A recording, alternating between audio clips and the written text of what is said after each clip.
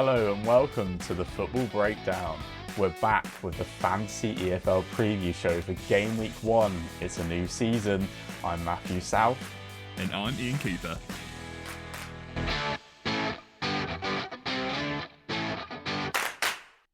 Yes, hello and welcome everybody. We're back for the 25-26 EFL season. Ian, how are you doing? Yeah, really good, thank you. Really excited for this. I've missed coming on every week talking about football and sort of making really bold predictions. And there's no harder time to make bold predictions than the first game of the season with very little to go on, with so many transfers and new managers coming in. How are you doing, Matt?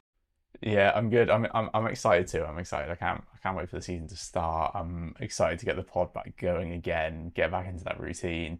I think the fantasy side of things is tough. It's week one. I remember week one last year. I didn't quite know the rules, so I remember picking some players who then didn't play and didn't realize you could just switch them out if they weren't in the lineups before kickoff. So this year I'm more prepared to start off well, and I'm excited to get going.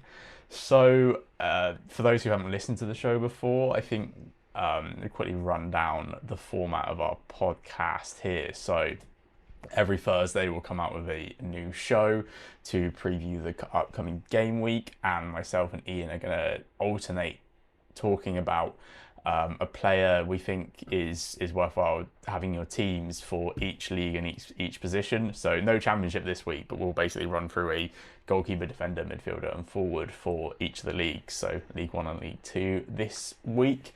Just kind of give you a range of players who maybe kind of you haven't seen, or if we do think someone is just so obvious you have to have them in your team, we'll say that. You know, we're not going to just pick players randomly and talk about them. We're talking about players who you seriously we do think you should consider for the week.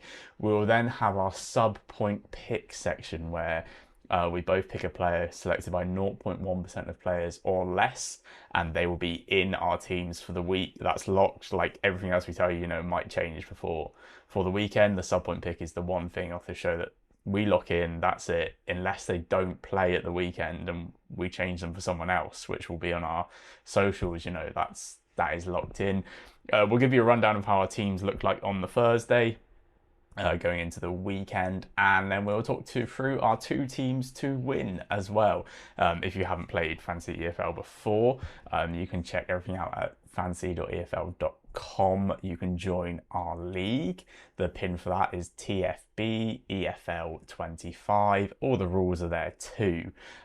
It's you pick 7 players from the EFL each week and 2 teams as well. Always score you points, and you can change everything every single week, which is great. Brand new team every single week if you want it.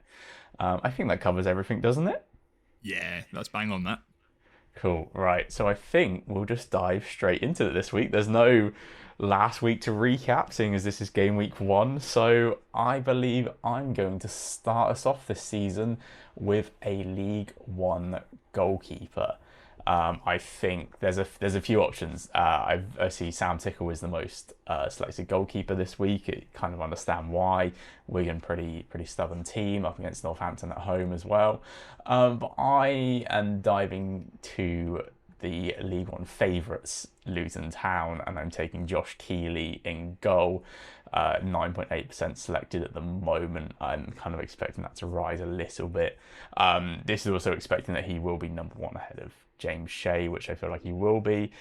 Keeley was on loan at Leyton Orient last season, had an outstanding time there, 16 clean sheets in 39. His 76.9 save percentage was the 3rd highest in the league, excluding players who didn't play like 5 games. We know he's a top keeper. He made 2.86 saves a game too, so we're just edging bonus point territory. Interestingly, like no keepers really averaged that kind of, like very few keepers average over a bonus point save, which is 3 saves in the game. So 2.86 is pretty high on that front. And Luton come down from the Championship. They're the favourites for this game quite convincingly. They're the favourites for the title, starting off at home on Friday night against a Wimbledon side who their attack, even though they got promoted from League 2, their attack was a bottom half League 2 attack. Their goals were the 13th highest in the league. So this isn't a side coming up because of their goals, it's a side coming up because of their defence. So I think the clean sheet chance here is pretty high. They scored just 21 goals away from home last season as well. They did sign Orsi and Hackford on Wednesday, but might be, like they have had no real training with the team just yet. So don't think that's going to make too much of a difference to their attack. I still expect it to probably be Stevens and Brown, and Brown likes to shoot, so that adds to our saves, but I still don't really see them causing too much trouble. Luton ended the season as well with 5 clean sheets in 12 in the run-in against Championship opposition. It's still Bloomfield in charge. I think this is kind of a pretty safe pick. You're expecting the 7 points for the start and the clean sheet, and maybe hoping for a few saves, but I think we kind of learnt last year it's, you going for a clean sheet, like maybe you don't want them to make too many saves because that just risks the goal going in, and you need a lot of saves to cover that missed clean sheet. So, Keeley for me, the standout League One goalkeeper. Yeah, standout, and really the only one that I think you could say with any confidence. Hence why I've also gone for the same team for the defender pick. I'm going to make sure this isn't a repeating sort of offence. But for the first game, I had to get somebody in. However, I have gone for a slightly different angle. I could have quite easily gone for McGuinness, Mengi, or Makoso. But I have gone for Mads Andersen. And it might be a little strange. You might say that I should be more confident for going for McGuinness. Whether Andersen's going to play in that first game is a bit of a stretch. He only had 8 appearances in the Championship last season, where Andersen did win 70% of his aerial duels and over 6.5 ground duels per 90. But it's his quality in League One when he was there last time with Barnsley that earned him the move straight to the newly promoted Premier League side, Luton, at the time. He's really well suited to this league. And same for you. I'm just looking at the opponents. It's going to be really interesting. They lost their creative talents out wide in Tilly and Neuville, which really hurt their creative edge, whether you can say they had one in the first place. I feel like they did. They were really dangerous wing-backs, and I just don't see any direct replacements for these talents against a really strong Luton defence. I think they're going to really struggle to carve out chances here. So I'm kind of hoping if they are going to send balls in from out wide, that Anderson's can be one of the defenders to get his head on the ball, get some clearance numbers, and I feel pretty safe on this one. Yeah, no, exactly. Obviously, I agree. The stats of the game, I think Luton should be winning this 2-0, hopefully. And yeah, I think Anderson's a cool pick. Into midfield then, and I'm changing team at least, but I am sticking with the relegated from the Championship angle. This though is less to do with the team. I'm going for Ruben Colwill from Cardiff. I'm not convinced by Cardiff necessarily. Like, this isn't, I think Cardiff are going to come down and breeze it. This is just more that I think Ruben Caldwell is a brilliant footballer and is going to be really exciting in League One. His numbers, his output hasn't quite lived up to like the potential he does have. 1 goal and 4 assists in the Championship isn't eye catching, but I think he scored 4 goals in the cups. He can score from distance. He's kind of got a bit of an all-round game to him. It's just that Cardiff side was just so poor last year. He couldn't really show it. In pre-season so far, it doesn't really mount to much, but 3 goals in 5 games certainly shows you that the Brian Barry Murphy system could definitely get goals out of him. And when you look at his Championship stats as well, 1.6 key passes per 90, 0.75 shots on target. So he's just under those bonus point marks, and we kind of expect those numbers to go up, seeing as the opposition level is going down. Interceptions aren't 0. I mean, 0.4 per 90 is low, but that is another angle potentially. And this also comes because they're facing Peterborough, who predicted to come pretty low by a lot of people. Their 1.76 goals against per game last season was the second worst in the league.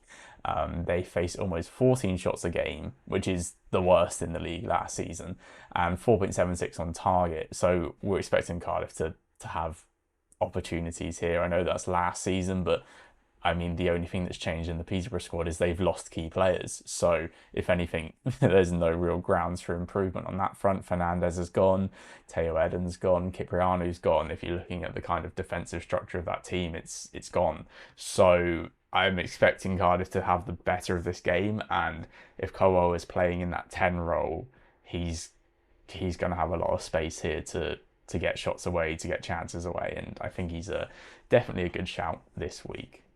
Yeah, I like it. I did look for my own team at Alex Robertson, but I just sort of got put off by my scepticism of Cardiff in general. I'm just a little bit nervous, so I thought, why risk it for the first week personally? And then as for the forwards, I did look at Selleck, but I just, again, same problem. I just kind of want to wait and see what happens there. I also had a slight feeling that we might all just pick players from teams that have just been relegated. So I have sort of looked away from that, and I'm looking at a striker who did have success in League One last season, and I'm predicting his form to carry on into this season and hopefully the first game. And that's Will Evans. He scored 13 goals in 35 starts, which is very respectable, averaging one shot on target per 90. And I'm expecting Clough to continue playing with two forwards up front, and I can see this causing their opponents Burton Albion some issues. Burton themselves have quite a fairly new look defence, which might make the stats from last season less relevant, but I feel with Gary Bower still in the dugout, I think they are still valuable. Burton conceding the 7th highest XG conceded in League One, with their keeper having to make the 5th highest saves per 90. So pair this with Evans' pretty solid conversion rate. You can see why I've eyed this pick up. Yeah, I like that. Like you say, I think Mansfield will stick with that two up front. The way they play will create chances for their strikers. And I'm also with you. I'm not really convinced by Burton again, but wait to be seen what they're like this year. So I like that pick a lot. So that wraps up our League One selections, and I will believe you're going to take us away for League Two. Yes, so if you did play EFL Fantasy last season, it's probably no surprise to you, but for any new listeners or anyone new to the game, hello, we are the Football Breakdown, and this is basically my League 2 goalkeeper pick every week, if I can help it, and it's Matt Macy, who managed to get 21 clean sheets last season, and they are playing a very low-scoring Tranmere side from last season, who haven't really added much firepower this season. They've only really added Charlie Whittaker as a creative spark, but I just look at that League 2 strike force and it just doesn't really excite me. I'm not saying that's going to be the case for this game particularly, but over the season. And when you can get Matt Macy as a pick to start off with, I'm just going to take it. Yeah, I feel like that's no real surprise for the League 2 pick. I definitely agree with that. Into defence, and we're having a switch up. We're not on the same defensive picks for League 2 at least. I'm going to Salford and I'm taking Luke Garbutt as my League 2 defender. I actually wanted to I actually had an eye on Macaulay Southern-Hales for Bristol Rovers, who kind of has that attacking wing-back outlet, but I'm not sure on his fitness and how Bristol Rovers are really going to play. So that's in the reserve. Luke Garbutt, bit safer. 3.85 clearances per 90 last season, 1.74 tackles, 13 clean sheets. Matty Young's back in goal as well. And when he came in last season, they just improved defensively brilliantly. Luke Garbutt's a really reliable defender. He's up against a Crew side who their away record was okay, but they weren't prolific away from home by any means. They only scored 19 in 23 away games. So we're kind of looking at a Salford side. We're kind of expecting them to be up there. They certainly were good last season. They were the team who basically just missed out on the playoffs come the ends of it. I'm expecting them to be good again, and I'm expecting Crew to I'm not really seeing much to make me think there's improvements on that front. So I can see the clean sheet chances for Salford here being pretty good again. Attacking wise as well, I mean, a shot per 90, 1.27 chances created, 1.49 successful crosses.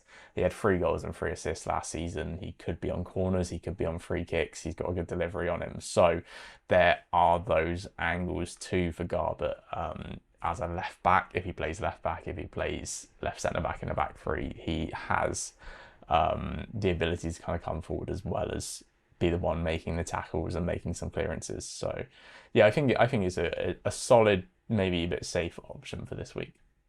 Yeah, I feel like I've also gone safe. As the weeks go on, I'm really excited to see the midfield options in League Two because I just feel like that's where you get the perfect balance of interceptions, but also a bit of creativity. But whilst I don't have those stats for this season, I'm going to go to my old favourite, Osama Ashley, who managed to get over 2 interceptions per 90 last season, whilst playing in the 10 in some games, but also playing in the holding 2 midfielder spots. Yes, I am going for Salford again. I think they're going to go just as well or better as last season. And I'd expect Ashley to be a big part of that. With some of the midfielders they did have last season, I think it was Forner has moved on. So I feel like there's definitely more of a starting role for Ashley. I expect him to make over 33 appearances this year. And the more games he gets, I think the better he's going to get as well. So yeah, I've gone for Osama Ashley. Yeah, no, definitely. Absolute pod favourite, Osama Ashley. So good to get him in episode 1 of this season. Up front then, and for League Two, I'm looking at Chesterfield. They're the team who I think a lot of people earmarked for promotion this year. There's a few of them. Obviously, MK Dons are up there. Aaron Collins is really well picked, but it's Chesterfield who kind of have my excitement, and I really wanted to take a risk on Lee Bonis, who's come in this summer. But like they often rotate their strikers through the game until I kind of see them in action in League Two. I don't know if he's going to come straight in or if Grig's going to get the nod, or they've got Dober as well. So instead, I'm going for the returning Dylan Marconde, who is back on a permanent after spending the first half of last year on loan. He looked too good for League Two. He was okay in League One. He just couldn't, like Leyton Orient, he just couldn't really get the run of games. He still scored 3 goals for them, and now he's back in League Two. He had 6 goals and 3 assists in his 22 games for Chesterfield last season. 2 shots per 90, 1 on target, 1.69 chances created. He will see a lot of the ball. He will create chances himself. The team will create chances for him.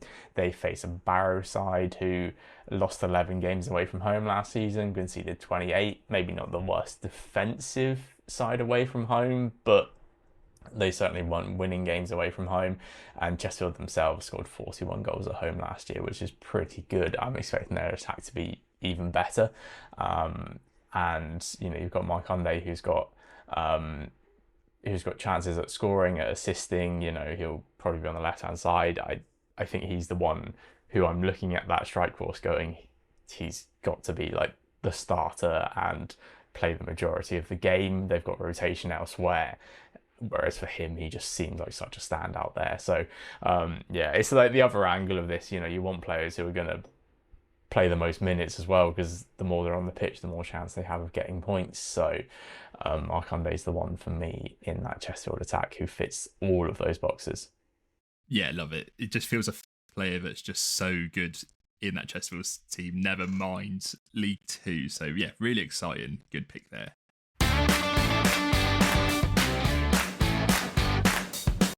Shall we dive into our sub-point picks then? As I said at the top, these are players selected by 0.1% of players or people or less going into this game week. So, Ian, have you found anyone interesting for game week 1? I found so many interesting players. It's really hard to pick the one that I want. Like, I just go through some of the options, not to spoil anything. I just name a couple. You've got players like Rob Street, who's back at Lincoln, who I don't know how he's at 0.1% with the season that he had last year.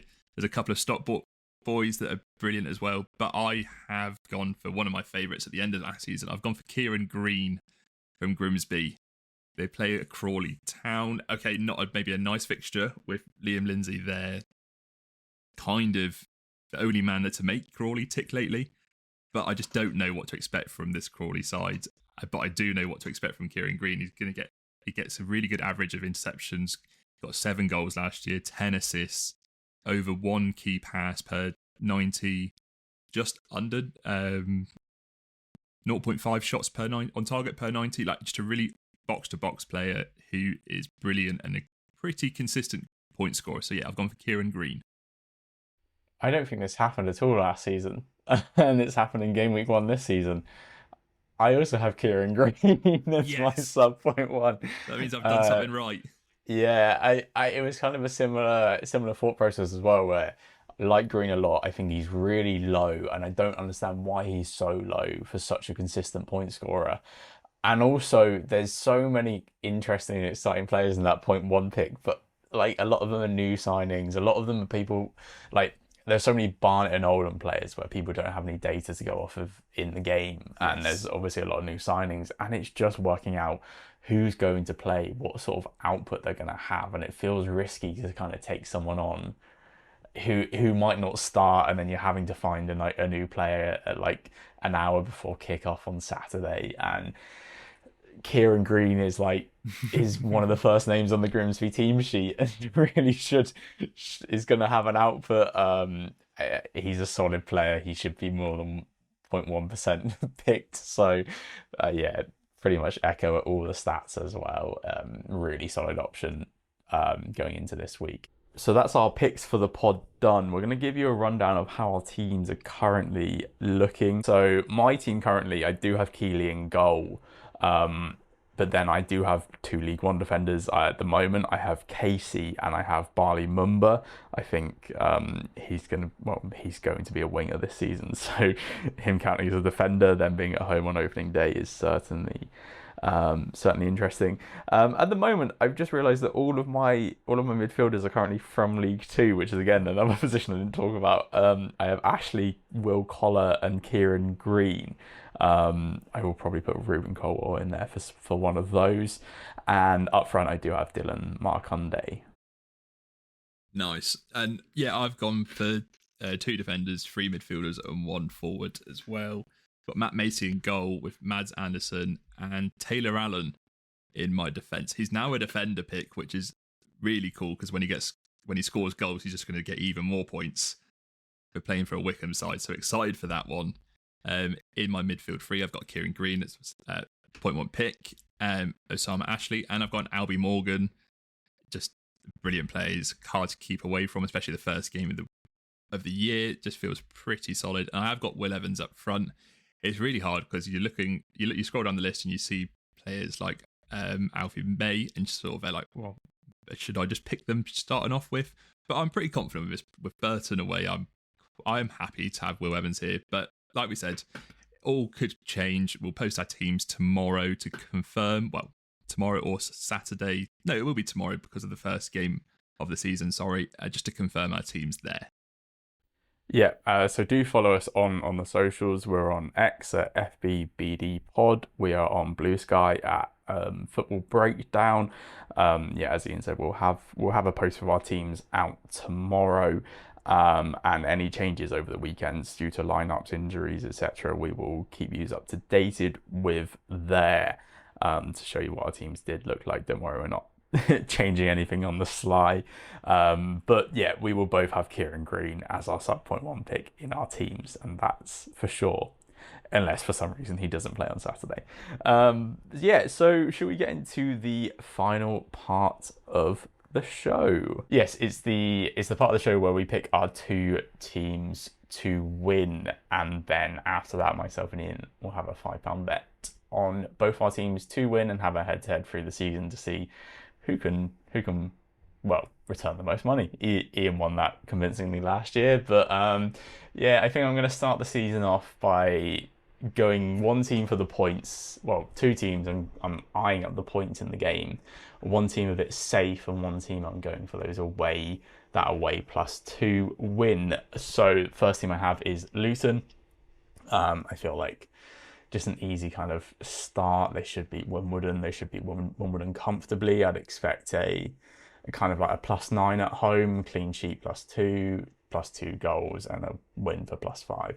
So yeah, I think Luton are safe. They've also added in another +2 points for if your team scores 4 or more goals. I don't think that's out of the question if Luton really want to get off to a statement start, but yeah, that could be getting greedy. The second team I've gone for is an away team. I'm after the +2 away from home.